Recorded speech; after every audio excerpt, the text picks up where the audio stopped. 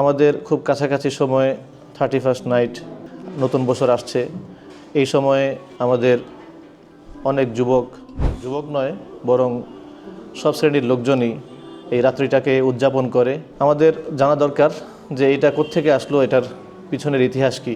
রোমানদের জানুস একটা দেবতা, যে দেবতার দুটি মুখ রয়েছে, সামনে একটা পিছনে একটা।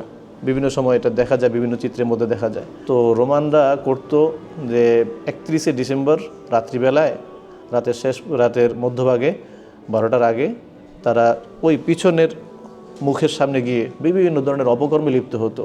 তাদের যত রকমের অপকর্ম করার সুযোগ আছে তারা এই রাত্রি সন্ধ্যার পর থেকে এইগুলো করতে থাকতো। এরপর রাত 12টা বেজে গেলে ওই পাশ থেকে এ পাশে এসে এবার কিছু উপাসনা করত। তো তাদের ধারণা ছিল যে শেষ সময়টা যত ইচ্ছা অন্যায় করে, যত ইচ্ছা অপরাধ করে নেই, সবগুলো তো একটু পরেই মুছে যাবে।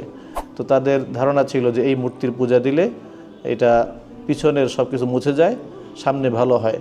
এই চিন্তায়, এই আকীদা, এই বিশ্বাসে তারা জানুস দেবতার পূজা দিত।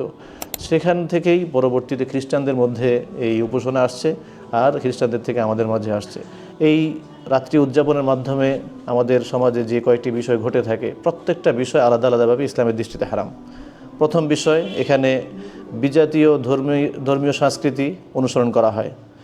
এছাড়া মুশরিকদের সাথে, অগ্নিপূজারীদের সাথে, খ্রিস্টানদের সাথে সাদৃশ্যতা অর্জন করা হয়। হারামের কাজে সহযোগিতা করা হয়। বিধর্মীদের উৎসবকে সম্মান জানানো হয়। সম্পদের অপচয় করা হয়। এর একটা গুনাহ জাহান্নামী হওয়ার জন্য যথেষ্ট।